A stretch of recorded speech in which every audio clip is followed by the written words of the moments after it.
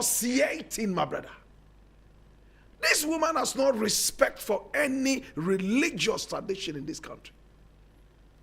This woman does not deserve to be the chairman of the PAC. My brother, my sister, what is the importance of swearing with a book or a cross? It's supposed to be accorded its religious value. So if you have a guest in there who is ready to accord such a thing more respect, what do? You uphold it. After all, that is the reason that object or the book is there. Again, my brother, I am so angry with this woman. I honestly don't know what to say, but I'm going to check myself.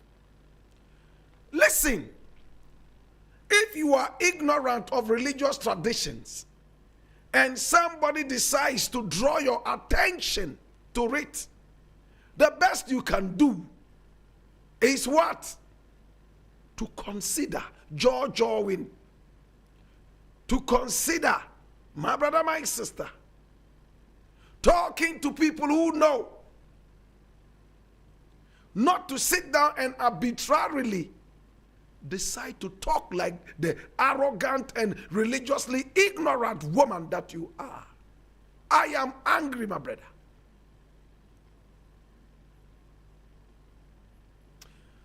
Now, Muslims generally are taught to accord all the respect they can ever have for the Quran.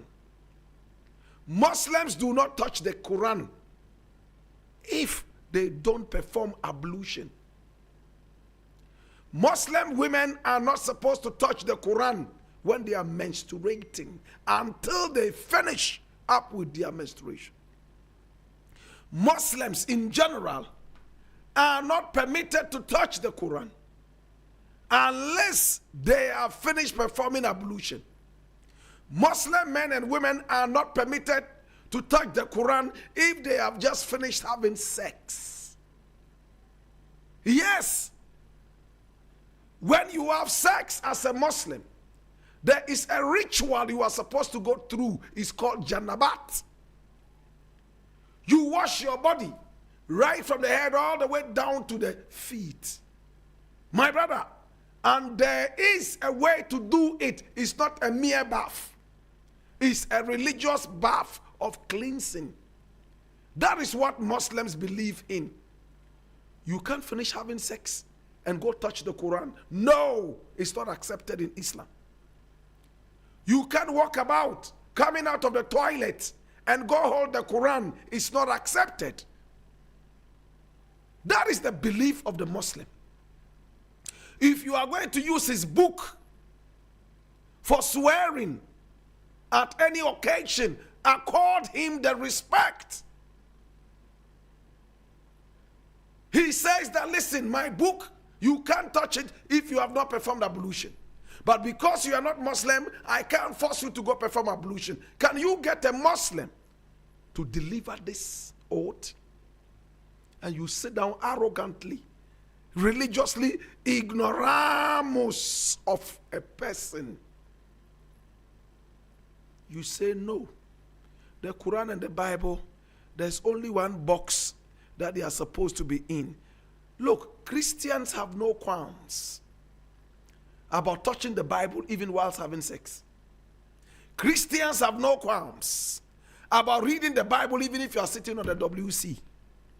Christians will not stop you from touching the Bible even if you are sitting in fire.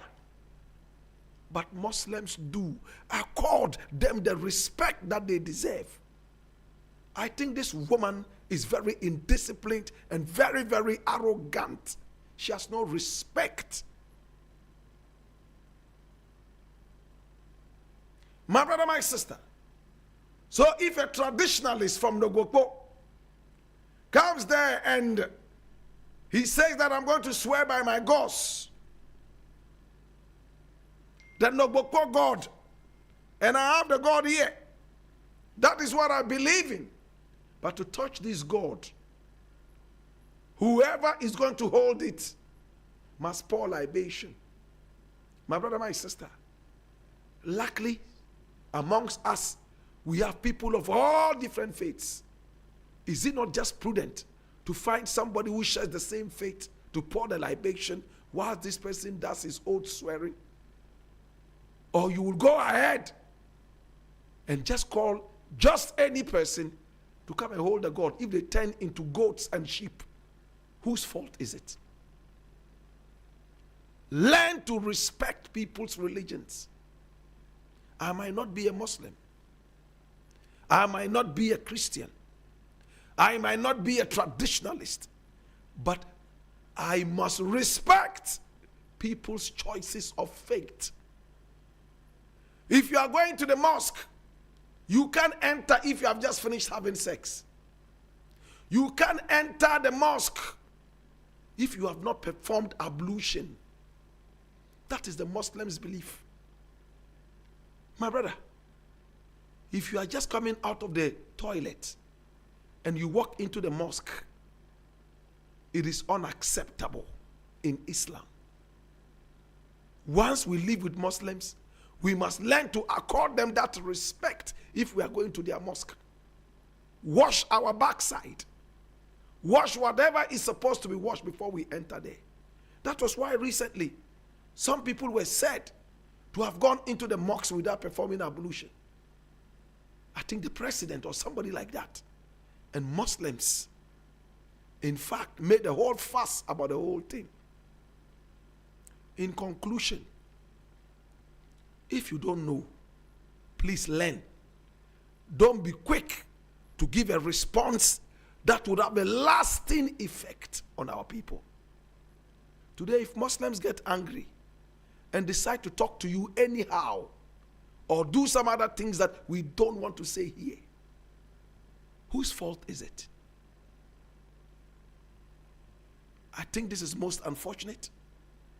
I think that the lady, Madam Safia, did her best to educate this woman. When Muslims are having an argument, some of them even swear by the Quran. I swear by the Quran, what I'm telling you is the truth. That is how much they revere that. How many Christians swear by the Bible? Middle Bible. How many times have you heard that? The Christian is not really seen, or a lot of Christians don't really see the Bible or the book as something that has power. The book itself has no power. What has the power is the content. They are two different things. There's no power in the book itself, where you hold it and decide to hit somebody's head with it and think they will turn into snakes. You are lying. They will never turn into snakes.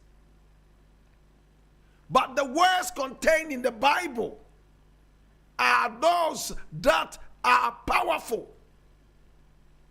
In other words, there is no power in the bottle. There is only power in the content of the bottle. Is it difficult to understand? You are trying to move away from religiosity into spirituality. Is it difficult to understand? In the days, many people believe that the book called the Bible had some power. So they'll go to bed and put it under their pillow. Some would open some psalms that are talking about killing enemies. Open that wide and put that on their chest, hoping that some enemies coming after them will die. No, they won't die.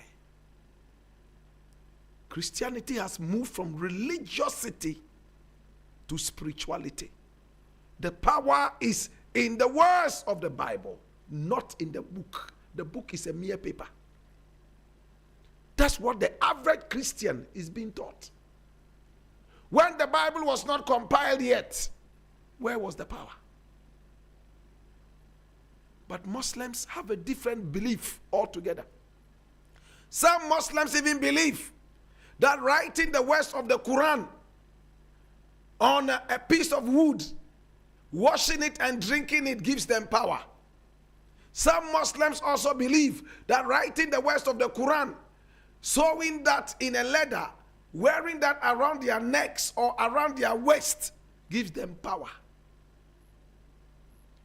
But Christians, I haven't seen one Christian yet who believes that writing the verse in the Bible and swallowing it or tying it around their arms will make them powerful. I think Christianity is even against that. True or false?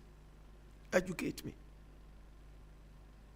You go to the Catholic Church and tell the Pope that if you write Psalm 102 verse 1 and tie it around your neck like a necklace, if a dog bites you, you will never feel the pain. I think the Pope will send you to a religious prison. The Pope would encourage you to use the words and extract power from the words. After all, Jesus Christ himself said that the words I speak to you are what? Power. Madam Chairman, I wasn't taught to say chairperson when I was in school. So I don't use that word, chairperson.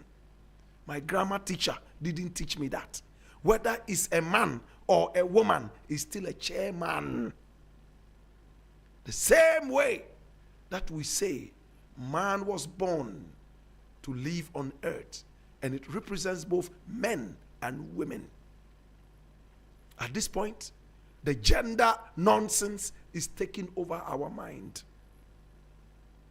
My brother, my sister, I think that, chairman, please be careful. I leave it here.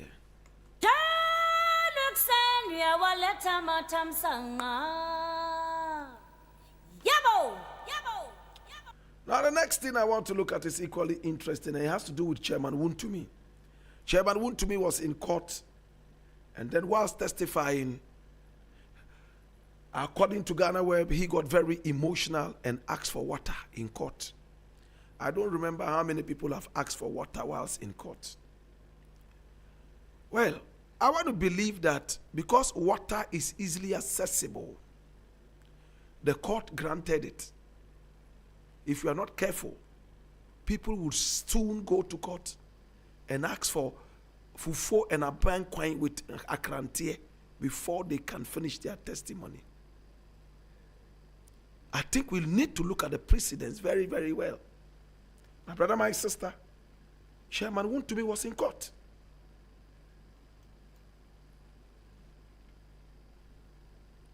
And this is the story. Drama in court as crying Wontumi reportedly requests for water under cross-examination. And when you read the story, my brother, my sister, what happened? Let me take it. Chairman Wontumi was in court, and under cross-examination, my brother, my sister, he all of a sudden started to sob. You know what it means to sob, right?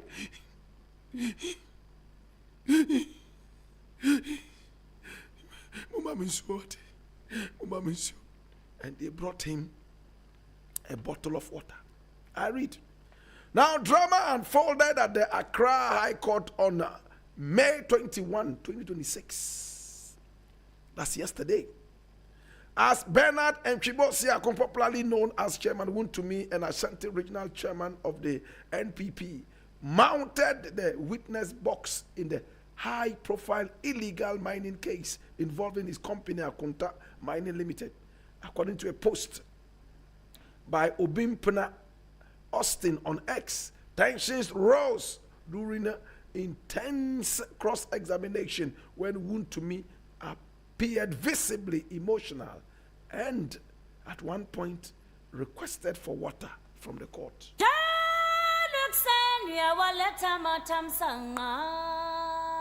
And this is an AI image of Chairman Wontumi drinking water in court, because photographs are not allowed in court. So this is an AI image of Chairman Wontumi drinking a bottle of chilled water.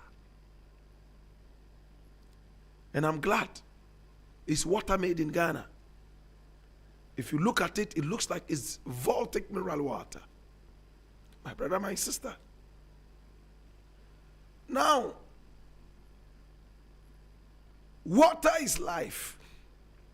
If people don't drink water, they might just collapse and die. So it was good that the court decided to give Chairman Wontumi water. Was it a good opportunity for him to take some respite in order to gather his thoughts? While in the wisdom of the court, he was given a bottle of water.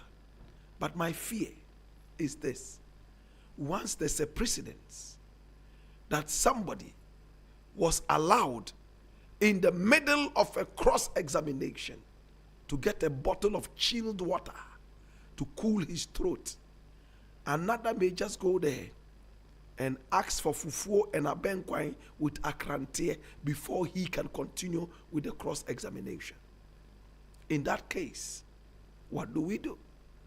What will the court do? Adjourn for akrantie and abenkwine and fufuo, or what? Where are my friends who are learned? This one goes out to you. What is your answer? Anyway, Chairman Wontumi's case is in court, and under cross-examination, he has said a lot of things. My brother, my sister, our prayer is that at the end of the day, the truth will out. And once the truth comes out like that, Ghana would be the victor. It's the voice of the Patriot. And my name, Blakk Rasta.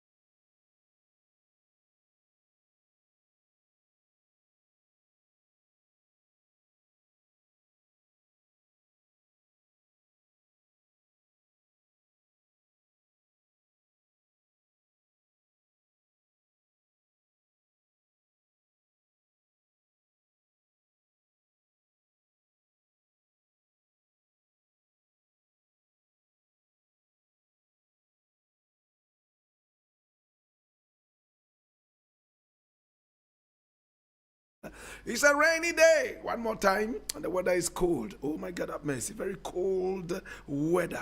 My God, have mercy. And some people like it when it's cold like this. I'm one of those, you know. Yeah. But as it's cold like this, we are also full joy in reggae music. The Boston Gardens Reggae Connect is here. And this and every Saturday. Oh my God, have mercy. Selectors, Culture B, Black Shanty, Reggae Party Animals. And of course, Harry Joe is the MC. And it's free of charge. Oyarifa Fest, New York Junction off the Ebury Road. And Black Shanty says, hey, sound is being killed every day, every night, right there. So make sure that you go check it out. No two ways about them thing, them man. Hey yo, mommy, what's side?